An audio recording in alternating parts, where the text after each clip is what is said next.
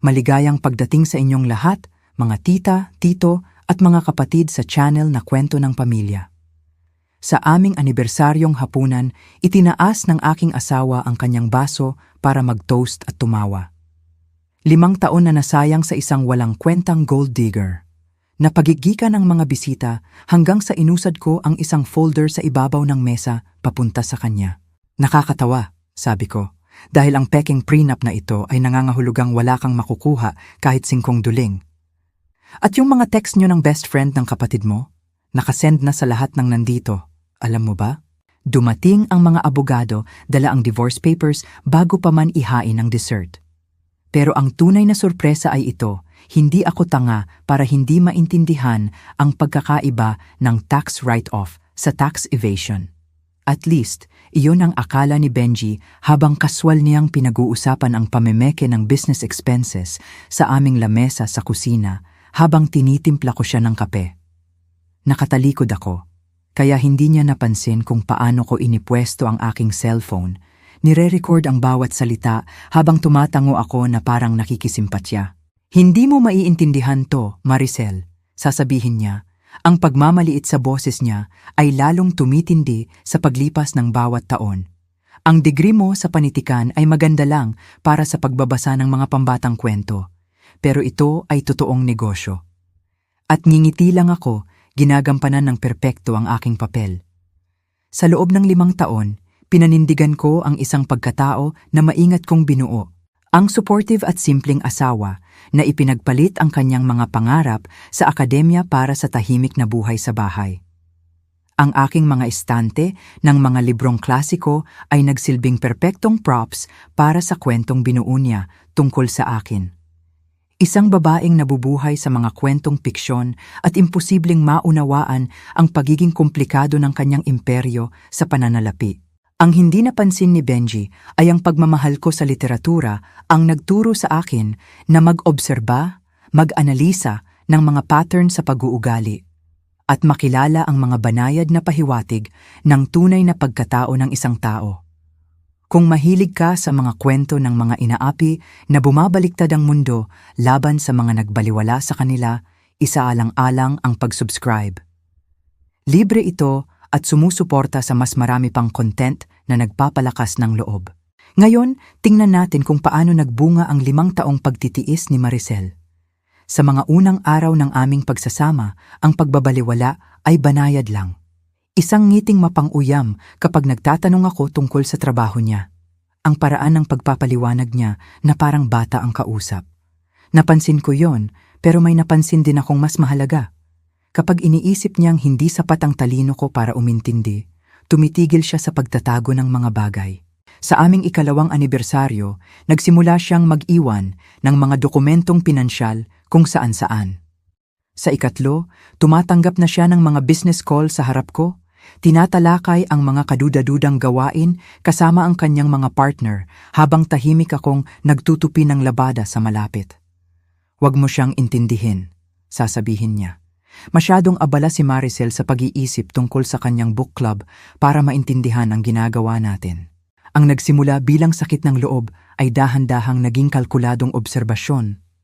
Gumawa ako ng simpleng sistema, isang hiwalay na email account kung saan ko ipinapasa ang mga larawan ng mga dokumento, transcript ng mga usapan, at mga tala tungkol sa mga pattern na naobserbahan ko sa kanyang mga transaksyon. Sa umpisa, paraan lang ito para patunayan sa sarili ko na hindi ako ganoon kabobo gaya ng iniisip niya. Wala akong plano para sa impormasyon. Hindi ko lang matanggap ang isipin na maging kasing mangmang ako ng inaakala niya. Ang turning point ay dumating noong isang maulan na Martes, 14 na buwan na ang nakararaan. Iniwan ni Benji na bukas ang kanyang laptop habang naliligo siya at lumabas ang isang notification mula sa isang nagngangalang Vanessa. Ang preview ay nagpakita ng sapat na impormasyon. Ang sarap ng nangyari kagabi. Hindi na ako makapaghintay na makita ka ulit kapag bumisita siya sa mga magulang niya. Nanginig ang aking mga kamay nang i-click ko ang mensahe. Nandoon siya. Si Vanessa Santos, ang matalik na kaibigan ng kanyang kapatid mula pa noong kolehiyo. Ang babaeng yumayakap sa akin sa bawat handaan ng pamilya habang tila nakikipagtalik pala sa asawa ko. Nag-scroll ako sa mga mensahe ng ilang buwan, bawat isa ay mas matindi at mas walang galang kaysa sa huli. Wala siyang hinala, ang sinulat ni Benji. Masyadong abala sa mga libro niya para mapansin ang totoong mundo sa paligid niya. Kumuha ako ng screenshots ng lahat, idinagdag ang mga ito sa aking lumalaking koleksyon ng ebidensya at ibinalik ang computer ng eksakto sa kung paano ko ito natagpuan. Nang lumabas si Benji mula sa banyo, binati ko siya ng parehong mainit ng ngiti na pinag-aralan ko sa loob ng maraming taon, ngunit may isang fundamental na nagbago. Ang aking dokumentasyon ay hindi na lamang tungkol sa nasugatang pride. Ito ay naging bala. 2 araw ang lumipas, nakipag-ugnayan ako muli kay Andrea Reyes, isang kakilala noong kolehiyo na naging abogado na dalubhasa sa divorce at financial crimes. Ang aming pagkikita para magkape ay mukhang kaswal lang sa sinumang nakatingin. 2 magkaibigan na nagkukumustahan.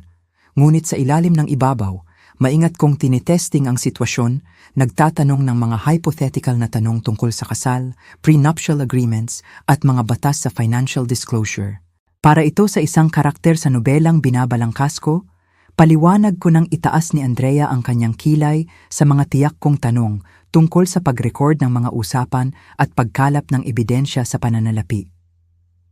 Hindi siya naniwala sa akin, halata ko. Ngunit sinagot niya ang bawat tanong ng may propesyonal na katumpakan. Ang aming paminsan-minsang pagkakape ay naging mga sesyon ng madiskarteng pagpaplano na nakatago bilang mapagkaibigang pagkikita. Hindi ako pinilit ni Andrea na aminin kung ano talaga ang pinag-uusapan namin at pinanatili ko ang pagkukunwari ng creative research sa loob ng ilang buwan.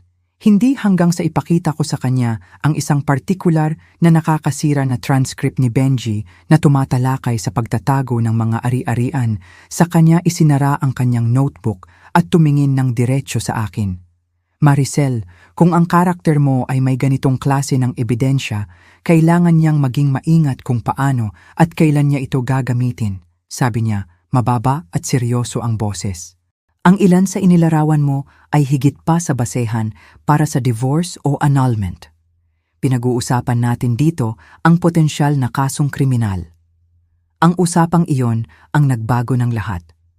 Tinulungan ako ni Andrea na ayusin ang aking ebidensya, ipinaliwanag kung ano ang mahalaga sa proseso ng paghihiwalay at kung ano ang maaaring maging interesado ang mga awtoridad. Ikinonekta niya ako sa isang forensic accountant na sa ilalim ng pagkukunwaring tumutulong sa pananaliksik para sa aking libro ay sinuri ang mga pattern sa mga dokumentong pinansyal ni Benji. Ang pinakagulat na natuklasan ay nang makita ng accountant ang mga pagkakaiba sa aming prenuptial agreement. Ang dokumentong pinirmahan ko ay banayad na binago pagkatapos mailagay ang aking lagda. May mga sugnay na isiningit na epektibong nag-iiwan sa akin nang wala sa kaganapan ng hiwalayan.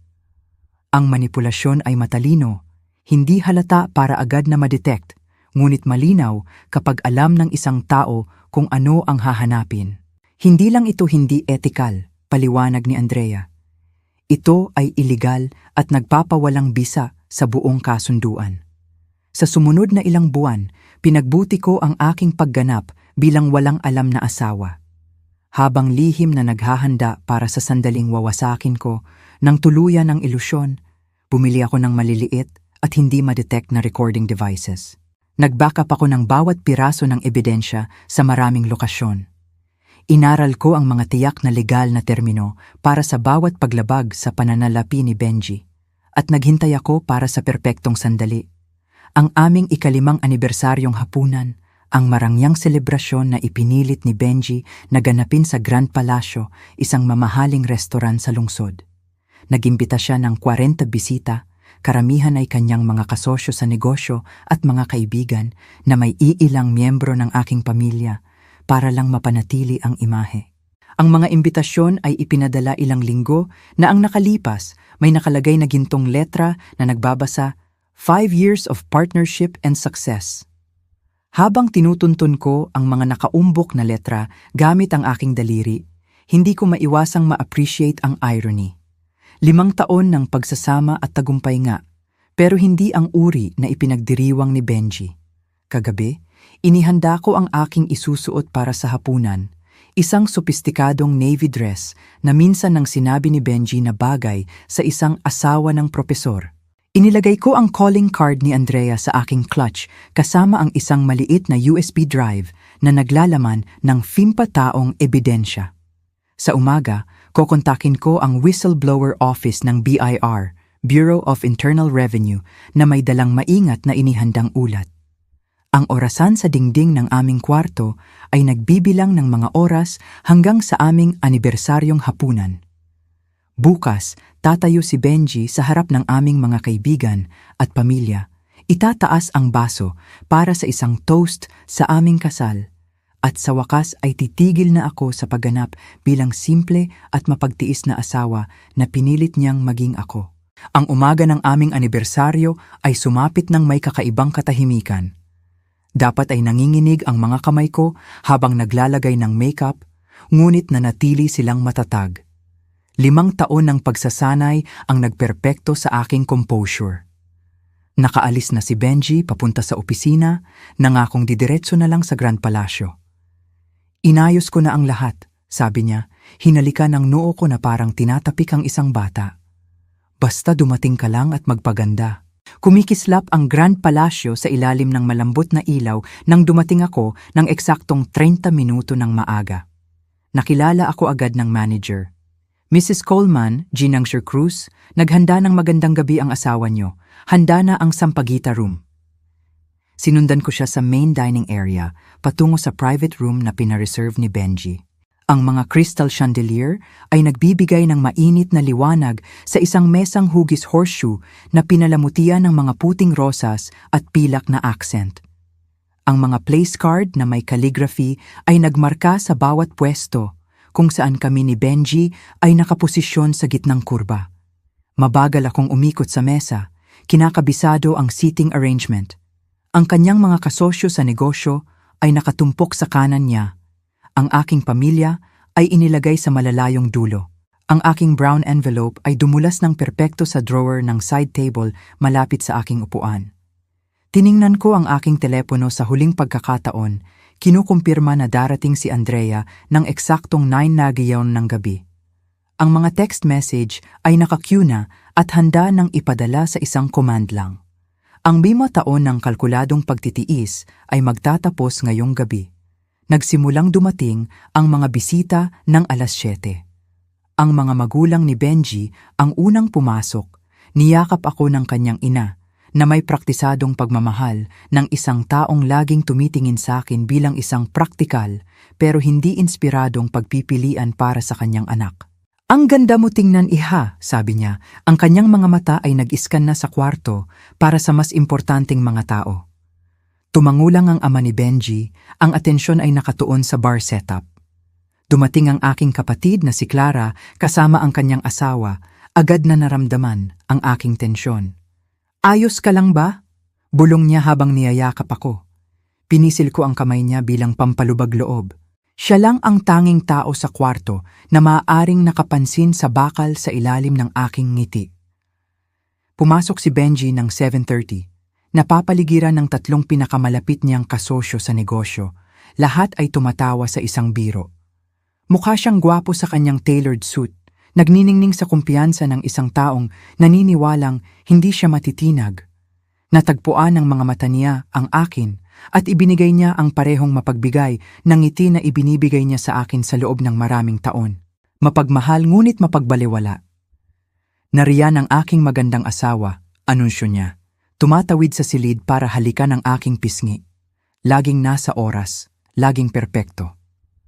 Ang kamay niya ay nanatili ng may pagmamay-ari sa aking baywang habang bumubulong. Inayos ko na para ma-finalize ang Thompson account ngayong gabi. Nandito si Jeffrey at pipirma pagkatapos ng hapunan. Tumango ako bilang pasasalamat, alam na ang Thompson account ay isa sa kanyang mas malikhaing paraan ng tax evasion. Isa pang piraso ng ebidensya na nadokumento at naiulat na. Ang hapunan ay umusad ng may praktisadong kagandahan. Ang mga usapan ay dumaloy sa paligid ko habang pinanatili ko ang aking papel. Ngumingiti sa mga angkop na sandali, nagtatanong ng tamang mga tanong tungkol sa mga anak at bakasyon. Lalong naging masigla si Benji sa bawat baso ng alak. Ang kamay niya ay paminsan-minsang tinatapik ang hita ko sa ilalim ng mesa habang halos hindi niya ako pinapansin sa ibabaw nito. Sa pagitan ng main course at dessert, ang business partner ni Benji na si Daniel ay kinalampag ang kanyang baso. Sa tingin ko oras na para sa isang toast sa masayang mag-asawa. Tumayo si Benji, hawak ang champagne flute. Tumahimik ang kwarto habang ang lahat ay bumaling sa kanya. Ang ngiti niya ay may pamilyar na talim, iyong lumalabas kapag pakiramdam niya ay napakatalino niya. 5 taon na ang nakararaan, ginawa ko ang tinatawag ng mga kaibigan ko na pinakaligtas na taya ng aking karera. Nagsimula siya na nagbunga ng mga tawa ng pagsang-ayon. Kasal sa tahimik na propesor ng literatura na mas interesado sa mga mundong piksyon kaysa sa totoong mundo sa paligid niya. Pinanatili ko ang aking ngiti habang may mga bulong ng pagkabalisa sa ilang mga bisita. Binalaan ako ng mga kasamahan ko na ang pagpapakasal sa isang taong masyadong nakatutok sa akademya ay maaaring maging mahirap para sa isang lalaking nasa posisyon ko. Malawak siyang sumenyas. Pero nakita ko ang hindi nila nakita. Isang babaeng hindi kailanman kukwestiyon sa aking mga desisyon sa negosyo, na magiging kontento sa pamumuhay na ibinibigay ko habang nananatiling ligtas sa kanyang lugar. Ang silid ay naging nakakailang na tahimik. Kahit ang pinakamalapit niyang mga kaibigan ay mukhang hindi komportable. Kaya narito para sa 5 taon na nasayang sa isang walang kwentang gold digger. Pagtatapos niya na may tawa na nabigong itago ang kalupitan sa ilalim ng mga salita. Sino ang mag-aakala na ang aking simpleng asawa ang magiging pinakadakilang asset ko? Ang mga magagalang na tawa na sumunod ay may halong higit na pagkabalisa kaysa sa katatawanan. Ang mukha ng kapatid ko ay namula sa galit, at maging ang ina ni Benji ay mukhang napahiya sa kanyang ipinakita. Nang umupo siya na mukhang nasisiyahan sa kanyang sarili, tahimik kong binuksan ang drawer ng side table at inilabas ang aking folder. Dumating na ang sandali. Gusto kong tumugon sa napakagandang toast na yon, sabi ko. Ang boses ko ay malinaw na naririnig sa gitna ng gulat na katahimikan. Nanatili ang ngisi ni Benji habang tumatayo ako, hawak ang folder. Totoo na tahimik ako sa nakalipas na 5 taon. Patuloy ko, iniuusal ang folder sa mesa patungo sa kanya. Pero hindi sa mga dahilan na iniisip mo. Bahagyang nagbago ang ekspresyon ni Benji habang sinulyapan ang folder nang hindi ito binubuksan. Ano to, honey? Regalo sa anibersaryo? Siguro isave mo na lang para mamaya. Ay, pero hindi ito makakapaghintay, sagot ko. Nakakatawa na binanggit mo ang mga asset dahil ang peking prenup na ito, yung binago mo pagkatapos kong pirmahan, ay nangangahulugang wala kang makukuha kahit ano. Namutla ang mukha niya habang binubuksan ang folder na nagpapakita ng magkatabing paghahambing ng orihinal na prenuptial agreement at ang kanyang mapanlinlang na bersyon na may forensic documentation ng mga pagbabago.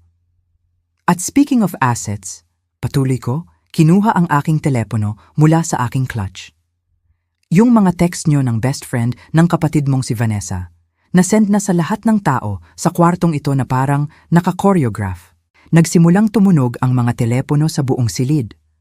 Reflex na kinuha ng mga bisita ang kanilang mga telepono, ang pagkalito ay naging gulat habang tinitingnan nila ang mga masisilang mensahe at larawan na natuklasan ko.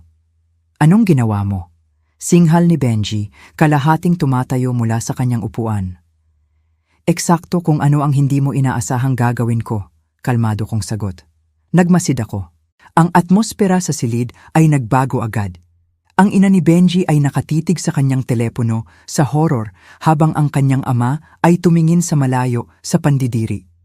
Lumipat ang aking kapatid para tumayo sa likuran ko. Ang kanyang kamay ay nakapatong sa aking balikat bilang suporta. Na-misinterpret mo lang, simula ni Benji, desperadong tumitingin sa paligid ng mesa. Ang mga mensaheng ito ay luma na at may timestamp yan, pagputol ko, kasama ang location data mo. Interesting kung gaano kadalas ka nagtatrabaho ng late sa apartment ni Vanessa. Ang kanyang business partner na si Daniel ay lumipat na ng ilang upuan palayo.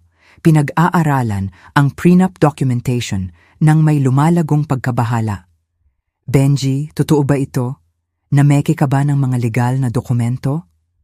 Bago makasagot si Benji, bumukas ang pinto ng restaurant at lumitaw si Andrea sa pasukan ng aming private room. Hawak ang legal briefcase at may kasamang 2 kasamahan sa likuran niya. Perfect timing, sabi ko. Nandito na ang mga abogado dala ang divorce papers. Palagay ko ay tamang-tama lang tayo para sa dessert. Kumalansing ang takong ni Andrea nang may kumpiyansa sa sahig habang papalapit sa aming mesa. Ang restoran ay naging nakakatakot na tahimik kung saan tanging ang malambot na musikang klasikal ang nagpapatuloy na parang walang pambihirang nangyayari. Ang mukha ni Benji ay napangiwi sa pagitan ng galit at hindi paniniwala nang makilala niya ito mula sa charity gala na dinaluhan namin 6 na buwan na ang nakakaraan. Ikaw ang tax attorney mula sa benefit ng Children's Hospital, nauutal niyang sabi. Dahan-dahang napagtanto ang katotohanan. Ngumiti ng magalang si Andrea. Kabilang sa iba pang espesyalisasyon, oo. Habang inilalagay niya ang leather portfolio na naglalaman ng mga papeles ng diborsyo sa mesa, nag-flashback ang isip ko sa isang preskong gabi ng taglagas 30 taon na ang nakakaraan. Si Benji ay nasa telepono kausap ang kanyang accountant sa aming home office habang nagpupunas ako ng alikabok sa mga estante ng libro, tila abala sa aking gawain. Makinig ka, ilipat mo muna ang mga bayad ng Henderson sa offshore account, utos niya, nakapatong ang paa sa desk. Wala namang tauhan ng BIR para itrack ang bawat international transfer. Isa pa, technically, hindi illegal kung idadaan muna natin sa consulting subsidiary. Nang gabing iyon, isinulat ko ang buong pag-uusap niya ng verbatim. Ang aking degree sa panitikan ay sa wakas ay naging kapaki-pakinabang sa mga paraang hindi inaasahan ni Benji. Ang mga tao ng pagsusuri ng teksto ay nagsanay sa aking memorya na makuha ang dialogo ng may kahangahangang katumpakan. Nakabuo ako ng isang sistema ng pagtatala ng kung ano ang kaya ko.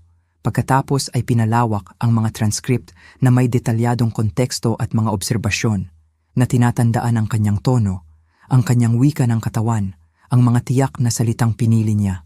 Inihanda ko na ang lahat ayon sa iyong mga tagubilin, sabi ni Andrea. Idinudulas ngayon ang mga dokumento patungo sa akin sa halip na kay Benji. Ang lahat ng ebidensya na tinalakay natin ay maayos na naisampa sa mga kaukulang awtoridad. Sinunggaban ni Benji ang mga papel, ngunit hinarang ng kanyang business partner na si Jeffrey ang kanyang braso. Huwag mo nang palalain ito, bulong ni Jeffrey. Ang sarili niyang mukha ay namumutla habang nagpapalipat-lipat ng tingin sa kanyang telepono at sa ebidensya ng prenup. Isa pang alaala ang lumabas. Si Benji sa aming kitchen island 18 buwan na ang nakakaraan, tumatawa sa kanyang telepono. Siyempre, hindi niya naiintindihan ang Thompson restructuring. Sa tingin niya ay corporate reshuffling lang ito. Nagbabasa ang babaeng yan ng Jane Austen para maglibang. Hindi siya eksaktong nilagyan ng kakayahan para makita ang isang shell company. Ang hindi kailanman na pagtanto ni Benji ay ang aking mga kasanayan sa pagsusuri ng panitikan ay naging dahilan kung bakit napakahusay ko sa pagtukoy ng mga pattern at hindi pagkakapare-pareho. Kapag ang mga numero ay paulit-ulit na lumalabas sa kanyang mga dokumento na tila salungat sa kung ano ang sinasabi niya sa publiko, hindi ko kailangan ng accounting degree para i-flag ang discrepancy. Kailangan ko lang ng pasensya at atensyon sa detalye. Mga katangian na laging binabaliwala ni Benji bilang maarteng gawi ng isang mahilig magbasa. Ito ay kalokohan, nauutal na sabi ni Benji, tumitingin sa paligid ng mesa para sa suporta. Kung anuman ang inaakala niyang nahanap niya ay ganap na kinuha out of context, hindi naiintindihan ni Maricel ang unang bagay tungkol sa pagpapatakbo ng negosyo. Ganun ba? Sagot ni Andrea, naglalabas ng isa pang dokumento mula sa kanyang briefcase. Siguro maaari mong ipaliwanag ang konteksto ng recorded conversation na ito mula noong Pebrero 12 nang inutusan mo ang iyong CFO na lutuin ang mga libro para sa quarterly filing o ang email chain na ito kung saan tinalakay mo ang paggawa ng mga pekeng resibo para sa mga serbisyong hindi kailanman na ibigay. Nawalan ng dugo ang mukha ni Benji. Nirecord mo ako? Iyan ay illegal. Ang one-party consent ay legal, depende sa sitwasyon at ebidensya ng krimen. Mahina kong sabi, nakaayon sa payo ng abogado. Isang bagay na maaaring nalaman mo kung nag-abalang makinig ng binanggit ko ang pananaliksik para sa aking nobela tungkol sa white-collar crime. Ang aking nobela ay ang perpektong panakipbutas. Sa loob ng 2 taon, hayagan kong tinalakay ang mga fictional scenario kay Benji na sumasalamin sa kanyang aktwal na mga gawain, sinusukat ang kanyang mga reaksyon at nangangalap ng impormasyon sa kanyang pagkaunawa sa mga legal na hangganan. Walang kamalay-malay na tinuruan niya ako kung aling mga batas ang nilalabag niya, habang naniniwalang gumagawa ako ng isang imahinasyong kwento. Nagsusulat ka tungkol sa akin, basag ang boses ni Benji sa galit. Hindi nung una, inamin ko. Pero naging napaka-interesante mong case study sa financial fraud kaya hindi ko mapigilan. Lumitaw ang dessert cart sa pintuan, natigilan ang waiter nang maramdaman ang tensyon sa silid. Pinasok siya ni Andrea. Sige lang, maayos niyang sabi. Tinatapos lang namin ang ilang negosyo. Ang abogado ni Benji na si Attorney Mitchell Davis ay pumasok sa pinto ng restaurant, humihingal na parang tumakbo mula sa kanyang sasakyan. Huwag kang pumirma ng kahit ano, utos niya, lumalapit sa aming mesa. Huli na para sa payong iyan, sagot ni Andrea. Pero ang kliyente mo ay maaaring makinabang sa iyong payo tungkol sa investigasyon ng BIR at NBI. Anong investigasyon? Tanong ni Mitchell, mukhang naguguluhan. Sinalubong ko ng diretso ang mga mata ni Benji. Yung na-trigger ng whistleblower report na isinampa ko 3 buwan na ang nakakaraan. Lahat ng mga tawag sa gabi kung saan sinabi kong kausap ko ang kapatid ko, bumubuo ako ng kaso kasama ang Financial Crimes Division. Naging kulay-abo ang kutis ni Benji. Hindi mo maiintindihan ang sapat para idokumento ang sistematikong tax evasion. Para matukoy ang mga shell companies na ginawa mo para magtago ng mga ari-arian? Para itrack ang mga pinekeng charitable donations? Pagputol ko. Actually, naintindihan ko ang lahat, Benji. Hindi ko lang ipinakita sa iyo na alam ko. Dumating ang chocolate soufflé sa aming mesa. Inilagay ito ng waiter sa pagitan namin nang may praktisadong kagandahan. Walang kamalay-malay sa pagkasira ng isang kasal na nangyayari sa paligid niya. Tumayo si Jeffrey ng biglaan. Kailangan kong ilayo ang sarili ko sa sitwasyong ito kaagad. Anunsyo niya, kinukuha ang kanyang Amerikana. Ilan pang mga kasosyo sa negosyo ang sumunod, bumubulong ng mga dahilan at iniiwasan ang desperadong tingin ni Benji. Hindi kayo pwedeng umalis basta-basta, sumisitsit na sabi ni Benji. Ilang taon na tayong magkatrabaho, sangkot kayo sa kalahati ng mga deal na ito. Iyan mismo kung bakit ako aalis, malamig na sagot ni Jeffrey. At kung bakit makakarinig ka mula sa abogado ko bukas. Habang pinapanood ni Benji ang kanyang maingat na itinayong network na nagkawatak-watak sa harap ng kanyang mga mata, isang kakaibang kalmado ang bumalot sa akin. Ang soufflé ay bahagyang na-deflate sa gitna, katulad ng ilusyon ng kontrol ni Benji. Alam mo kung ano ang nakakatawa? Sabi ko, binabasag ang katahimikan. Kung nag-abala kang magbasa talaga ng alinman sa mga nobela sa aking bookshelf, maaring nakilala mo ang klasikong narrative arc ng kayabangan at pagbagsak. Ilang siglo nang nagbabala ang panitikan sa mga lalaking tulad mo. Lumapit ang ina ni Benji sa aming mesa. Ang kanyang mukha ay matigas sa kinokontrol na emosyon. Gusto kong maintindihan kung ano mismo ang nangyayari, sabi niya. Kinakausap ako ng diretsyo sa marahil ay unang pagkakataon sa aming pagsasama. Gumawa ang anak mo ng mga mapanlinlang na record sa pananalapi, umiwas sa buwis, at nagmanipula ng mga legal na dokumento, paliwanag ko ng mahinahon. At mayroon siyang relasyon kay Vanessa sa loob ng hindi bababa sa nakaraang taon. Tumango siya ng isang beses, tinanggal ang kanyang kwintas na perlas, Regalo ni Benji sa anibersaryo at inilagay ito sa mesa. Naniniwala akong pag-aari ito ng iyong kumpanya, hindi ng anak ko. Nang walang ibang salita, tinipon niya ang kanyang asawa at umalis. Habang patuloy na nauubos ang tao sa silid, bumaling sa akin si Benji, mababa at mapanganib ang boses. Gumugol ka ng 5 taon sa pagpaplano nito, namumuhay sa isang kasinungalingan. Hindi, Benji, pagtatama ko sa kanya. Gumugol ako ng 5 taon na kasal sa isang kasinungalingan. Ngayong gabi, sa wakas ay nagsasabi na ako ng totoo. Hinila ni Mitchell si Benji sa gilid. Ang kanilang apurahang bulungan ay sapat lang para makarinig ako ng mga fragment tungkol sa damage control at preliminary injunction. Ang mga natitirang bisita ay nag-aalinlangan sa pagitan ng mga mesa. Ang kanilang selebrasyon ng anibersaryo ay naging isang bagay na hindi makilala. Lumapit ang aking kapatid na si Clara na upo sa silya sa tabi ko. Alam ko naman na gago siya, tahimik niyang sabi. Pero sobra ito sa anumang naisip ko. Sa unang pagkakataon noong gabing iyon, ang tunay na emosyon ay bumitak sa aking maingat na pinananatiling composure. Bahagyang nanginig ang kamay ko nang abutin ko ang baso ng tubig. Matagal ko nang dala ang kaalamang ito kaya halos nakalimutan ko na kung gaano talaga ito nakakagulat. Pinisil ni Clara ang kamay ko. Bakit hindi mo sinabi sa akin? Hindi ko pwedeng ipagsapalaran na may makaalam. Kailangang maniwala si Benji na ako ay eksaktong kung sino ang iniisip niya. Masyadong simple para umintindi, masyadong tapat para magtanong. Sa kabilang ibayo ng silid, ang kaibigan ni Benji sa kolehiyo na si Thomas ay nagbubura ng mga kontak mula sa kanyang telepono, madilim ang mukha. Out na ako, Benji! Anunsyo niya ng malakas para marinig ng lahat. Masama na nga ang kontrata sa Davidson, pero sumenyas siya patungo sa evidence folder. Maaari nitong idawit tayong lahat. OA ka lang, singhal ni Benji. Ang desperasyon ay pumapasok na sa boses niya.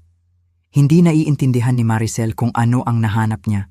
Lahat ito ay maipaliliwanag ng maayos. Kanino?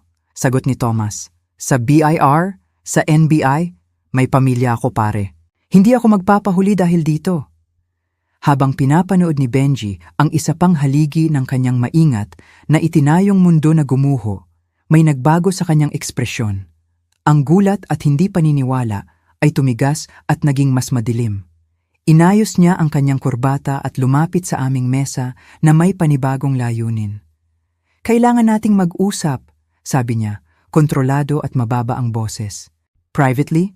Hindi ko yata kailangan yan, singit ni Andrea ng maayos. Anumang sasabihin mo ay maaaring idirekta sa mga legal na channel mula ngayon. Wala kang laban dito, singhal ni Benji pagkatapos ay bumaling sa akin. Maricel, isipin mo ang ginagawa mo. Ang ilams taong pagsasama ay walang halaga sa iyo? Handa kang sirain ang lahat dahil sa maling akala?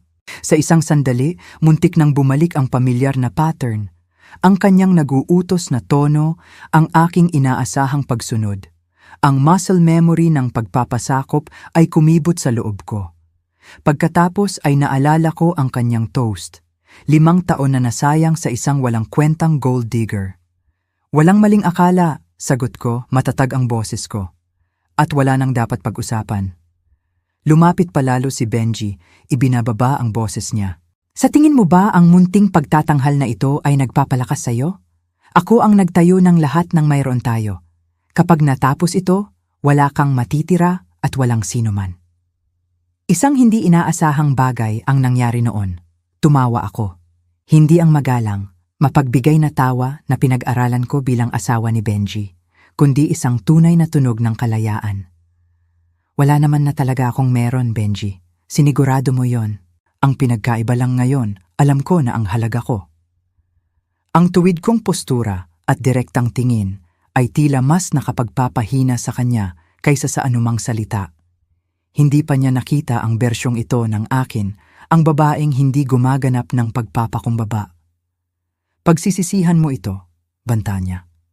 Ngunit ang epekto ay nabawasan ng panginginig sa boses niya. Ang pinagsisisihan ko lang ay hindi ko ginawa ng mas maaga. Habang umaatras si Benji para makipag-usap muli sa kanyang lalong nababalisang abogado, ang dati kong kaibigan na si Emma ay lumapit ng nag-aalinlangan. Inilayo niya ang kanyang sarili sa akin sa paglipas ng mga taon, lumalapit sa mas matagumpay na bilog ni Benji. Maricel, wala akong ideya. Simula niya, ang kanyang ekspresyon ay nagtatalo. Ang paraan ng pagsasalita niya tungkol sa iyo sa mga dinner party, akala ko lang na ako ay eksaktong kung ano ang inilarawan niya pagtatapos ko para sa kanya. Iyon ang punto, Emma. Dapat nakita ko ang totoo, dapat kinumusta kita. Ang kanyang pagsisisi ay tila totoo, ngunit hindi pa ako handang patawarin siya ng ganoon kadali. Oo, dapat nga, mahina kong pagsang-ayon. Ang taon ay mahabang panahon para maniwala sa pinakamasama tungkol sa isang taong tinawag mong kaibigan. Napangiwi si Emma sa katapatan ko. Noon, magmamadali akong pagaanin ang kanyang pakiramdam para ayusin ang awkwardness. Ngunit ang babaeng iyon, ang isa na inuuna ang damdamin ng lahat kaysa sa sarili niya, ay nagawa na ang kanyang layunin. Hindi ko na siya kailangan. Sa kabilang ibayo ng silid, ang mga natitirang business associates ni Benji ay nagsiksikan sa paligid ng kanilang mga telepono, nagmamadaling tinitingnan ang mga account at mensahe. Ang eleganteng anibersaryong hapunan ay nauwi sa isang session ng crisis management kung saan ang mga dating magkakampi ay naging potensyal na pabigat sa isa't isa. Ang bayaw kong si Mark, na laging tahimik sa paligid ni Benji, ay ginulat ako sa pamamagitan ng pagdadala ng bagong baso ng alak sa aming mesa. Naisip kong baka kailangan mo ito, sabi niya, inilalagay ito sa harap ko. Kung may halaga man, laging alam kong ikaw ang pinakamatalinong tao sa anumang kwarto na pinasok ni Benji. Pero hindi ka nagsalita. Obserbasyon ko ng walang galit. Tumango si Mark, tinatanggap ang banayad na pagsaway. Kinumbinsi ko ang sarili ko na wala ako sa lugar. Nagkamali ako. Habang nagpapatuloy ang mga usapan sa paligid namin sa mahina at apurahang tono, tumunog ang telepono ni Benji. Ang ringtone, isang tiyak na tunog na ginagamit niya lang para sa kanyang executive assistant, ay humiwa sa mga bulungan. Tiningnan niya ang screen, nawalan ng dugo ang mukha niya habang sumasagot. Anong ibig mong sabihing nandoon sila ngayon? Ang boses niya ay nawalan ng talim ng pag-uutos, napalitan ng halos hindi makontrol na panik. Huwag mong hayaang ma-access nila ang kahit ano. Kahit ano. Papunta na ako. Ibinaba niya ang tawag na tumitingin sa paligid ng silid nang may bagong desperasyon. Kailangan kong pumunta sa opisina. May emergency. Anong klaseng emergency? Matalim na tanong ng abogado niya. Nasa building ang mga ahente ng gobyerno dala ang warrant. Inamin ni Benji, halos hindi marinig ang boses. Ang revelasyon ay dumaloy sa mga natitirang bisita. 2 pang kasosyo sa negosyo ang agad na nagpunta sa exit. Iniiwasan ang eye contact kay Benji habang tumatakas sila sa kung ano ang mabilis na nagiging lumulubog na barko. Sa unang pagkakataon mula nang makilala ko siya, mukhang talagang nawawala si Benji. Ang kanyang maingat na inalaga ang imahe, matagumpay na negosyante, pinuno ng komunidad, tapat na asawa ay nalulusaw sa real time na nagpapakita ng hungkag na sentro sa ilalim. Ikaw ba ang gumawa nito? Demanda niya. Bumaling sa akin ng may hubad na galit. Tinawagan mo ba sila? Bahagyang gumalaw si Andrea. Ipinoposisyon ang sarili sa pagitan namin. Naniniwala akong binanggit ko ang whistleblower report kanina. Ang mga federal na investigasyon ay hindi nangyayari ng magdamag. Benji, matagal na itong gumagalaw. Habang lumulubog ang implikasyon, kinuha ni Benji ang kanyang Amerikana at nagmadali patungo sa exit. Halos mabangga ang restaurant manager na lumitaw para tingnan ang kaguluhan. Sir, may mga lalaki sa labas na naghahanap sa inyo. Anunsyo ng manager ng kinakabahan. Sabi nila, urgent daw. Nanigas si Benji sa paghakbang, na-trap sa pagitan ng mga guho ng kanyang personal na buhay sa likuran niya at kung anuman ang naghihintay sa kanya sa labas ng pinto ng restaurant. Sa isang panandaliang sandali, nagtagpo ang aming mga mata sa buong silid at nakita ko ang isang bagay na hindi ko pa nasaksihan sa kanya noon. Takot. 3 lalaki na naka-dark suits ang pumasok sa private dining room Ang kanilang mga ekspresyon ay profesional na neutral habang sinusuri ang eksena. Ang lead agent, isang lalaking may pilak na buhok at matatalim na mata, ay itinaas ang kanyang mga kredensyal. NBI. Benji Coleman, Benji Cruz? Tanong niya, kahit na ang tingin niya ay nakakabit na sa naninigas na figura ni Benji sa exit. Siya yon. May nagboluntaryo ng hindi naman kailangan. Humakbang pasulong ang abogado ni Benji. Kinakatawan ko si Mr. Coleman. Kung tungkol saan man ito, Benji Coleman, patuloy ng ahente nang hindi nagpapaawat. Mayroon kaming warrant para sa iyong pag-aresto sa mga kaso ng tax evasion, wire fraud, at pamemeke ng mga federal documents. Naglabas siya ng opisyal na dokumento mula sa kanyang jacket. May karapatan kang manahimik. Anumang sasabihin mo ay maaaring gamitin laban sa iyo sa hukuman. Ang pamilyar na babala ay umalingaw-ngaw sa biglang tumahimik na silid. Ang mukha ni Benji ay namimilipit sa serye ng mga emosyon. Hindi paniniwala, galit, at sa huli ay isang sumisibol na horror habang tumitingin pabalik sa akin. Ikaw, bulong niya. Ano ba talaga ang sinabi mo sa kanila? Nanatili akong nakaupo, ang kalmado sa gitna ng bagyo. Lahat ng sinabi mo sa akin, Benji. Bawat pag-uusap na mayroon ka sa harap ng iyong simpleng asawa, bawat dokumento na iniwan mo kung saan ko mahahanap, bawat pulong na ginawa mo sa aming bahay. Lumapit ang pangalawang ahente na may dalang posas. Instinctive na umatras si Benji. Isang pagkakamali ito, pagpupumilit niya, tumataas ang boses. Ito ay mga komplikadong usaping pangnegosyo. Ang asawa ko ay imposibleng makaintindi ng sapat para... Actually, pagputol ng lead agent, ang ebidensya na ibinigay ni Mrs. Coleman ay kapansin-pansing detalyado at tumpak. Sa 20 taon ko sa Financial Crimes Division, bihirang makakita ako ng dokumentasyon na ganito ka-thorough mula sa mga veteranong propesyonal, lalo na sa isang civilian. Isang ikatlong ahente ang lumitaw na may dalang laptop. Mrs. Coleman, Ginang Cruz, kung maaari naming ma-verify ang ilang huling detalye bago kami magpatuloy, may ilang transaksyon kaming gustong kumpirmahin sa inyo. Pinanood ni Benji sa gulat na katahimikan habang tinatalakay ko ang mga komplikadong maniobra sa pananalapi kasama ang ahente gamit ang terminolohiya at pagtukoy sa mga transaksyon na laging ipinapalagay ni Benji na lampas sa aking pangunawa. Ang Davidson Shell Company ay itinatag noong Marso, paliwanag ko.